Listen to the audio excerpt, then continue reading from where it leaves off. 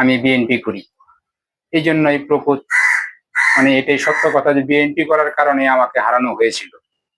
এই শুধু আমার এই ওয়ার্ডে না, প্রতিটা ওয়ার্ডে জোর করে আওয়ামী ফ্যাসিস্ট সরকার তাদের নির্বাচিত লোকদের, মানে জনগণের নির্বাচিত না, ফ্যাসিস্টদের নির্বাচিত যারা, তাদেরকেই তারা রায় দিয়েছিল। প্রশাসন দিয়ে তারা জোর করে সবার কাছ থেকে সেটা কেড়ে নিয়েছিল। তো এবার আবার সামনে নির্বাচন আসতেছে, এবার আমাদের দল ক্ষমতায়। আমি বিএনপি ৪ নং ওয়ার্ডের সাবেক যুবদলের সভাপতি এবং ইউনিয়ন যুবদলের সদস্য, আহ্বায়ক কমিটির সদস্য। তো এবার নির্বাচন করব ইনশাল্লাহ। তো আপনারা সবাই দোয়া করবেন। তবে আমার প্রশ্ন হলো যে আসলে জনগণের সাড়া পাচ্ছেন কি এরকম?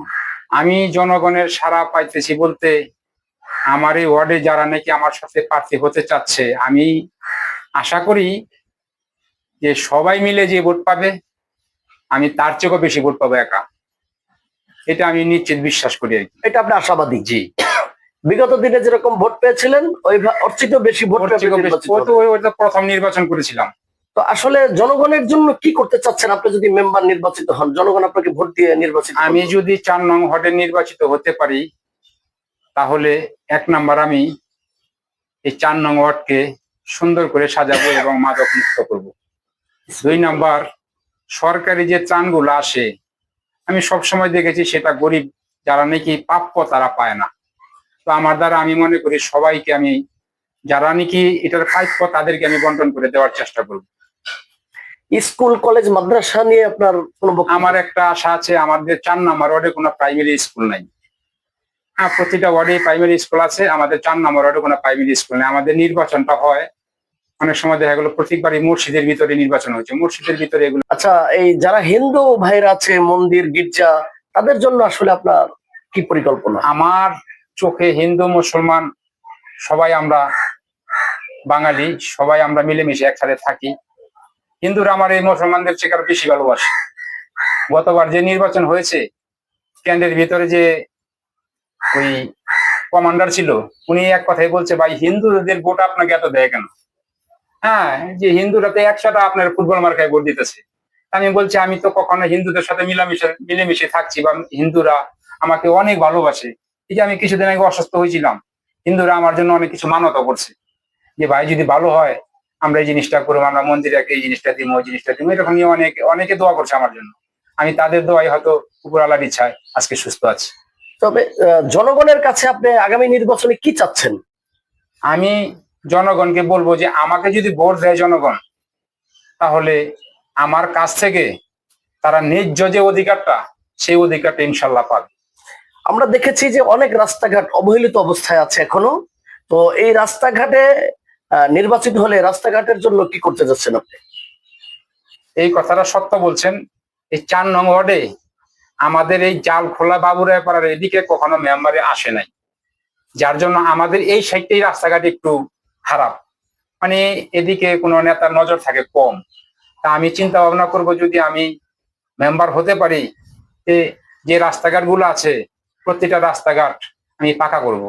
সরাসরি অবহেলিত যেগুলো আছে আপনি পাকাকরণ করে দিবেন 100%। এটা কিন্তু আপনি প্রতিশ্রুতি দিয়েছেন। আমি নিজে অবহেলিত, আমার যে বাড়ি ঘর, আমার যে পাড়া, আমরা নিজেরাই অবহেলিত, যার জন্য রাস্তাঘাট করলে আমাদের নিজের উপকার হবে, আমার এলাকাবাসীর উপকার হবে। তো আসলে আপনি আগামী নির্বাচনে সাধারণ মানুষের কাছে ভোট চাবেন কিনা? আমি সাধারণ মানুষের কাছে অলরেডি ভোট চাওয়া শুরু করেছি। হ্যাঁ, সবার কাছে আমি ভোট চাইতেছি, দোয়া করতেছি। তারপরে এখনো হয়তো ওইভাবে নির্বাচনের তফসিল ঘোষণা হয় নাই বিধে আমি ওইভাবে নামি নাই।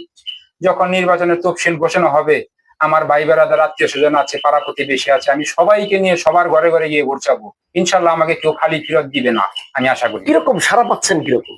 আমি বিপুল পরিমাণে সাড়া পাচ্ছি। যে মোহাম্মদ শাহজাহান মোল্লা নির্বাচিত হলে আমাদের, হ্যাঁ, পাবলিক সাধারণ জনগণ জানে যে আমি যদি নির্বাচিত হই তাহলে তাদের উপকার হবে, এটা জনগণ ভালো করে জানে। আমরা তো করোনার সময় আপনাকে দেখেছি যে এই সাধারণ মানুষের পাশে ছিলেন, বন্যার্থদের পাশে ছিলেন। তো আগামীতে নির্বাচিত হলে আপনার সহযোগিতা তারা পাবে কিনা? আমাকে যদি নির্বাচিত করে তখন তো আমার একটা দায়িত্ব থাকবে যে আমি তাদের জন্য কি করব। হ্যাঁ, এখন তো আমি একজন সাধারণ। যখন নাকি আমাকে জনগণ ভোট দিয়া পাশ করাইবো বা মেম্বার বানাবে, তখন তো আমার একটা দায়িত্ব থাকবে যে যারা নাকি আমাকে ভোট দিয়েছে, যারা আমাকে পাশ, তারা অনেক হয়তো আশা করি আমাকে ভোট দিয়েছে, তো তাদের জন্য কি করা যায় আমি এই নিয়ে তাদের জন্য মানে চিন্তায় থাকবো। তবে আপনি আসলে শেষ প্রশ্ন হলো যে আপনি কতটুকু আশাবাদী? আমি 99% আশাবাদী যে আমি 4 নম্বর ওয়ার্ডে এবার নির্বাচনী মেম্বারি করব। জনগণ আপনাকে ভোট দিবে কেন? জনগণ আমাকে ভোট দিবে এই জন্য যে জনগণের সাথে আমি কখনো কোনো খারাপ অপকর্ম করি নাই।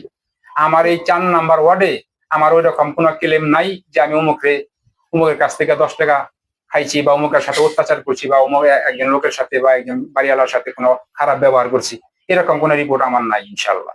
তবে আপনি তো মেম্বার নির্বাচন না করেও জনগণকে সেবা দিতে পারতেন, তো এই মেম্বার আমি যতটুকু পারছি দিছি। মেম্বার নির্বাচন আমি দলীয় ভাবে যতটুকু পারছি, কি কাপড় আইছে এইটা আইছে ওইটা আইছে, আমি যতটুকু পারছি সবাইকে বন্টন করে দিয়েছি। মেম্বার নির্বাচন করার পর আপনার কতটুকু উপকার? আমি তো তখন বেশি বেশি দেওয়ার চেষ্টা করবো।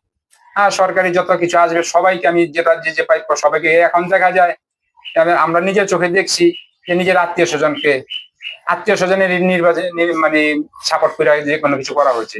তবে আমি নির্বাচিত হলে সেটা হবে না, যে প্রাপ্য সে সেটা পাবে।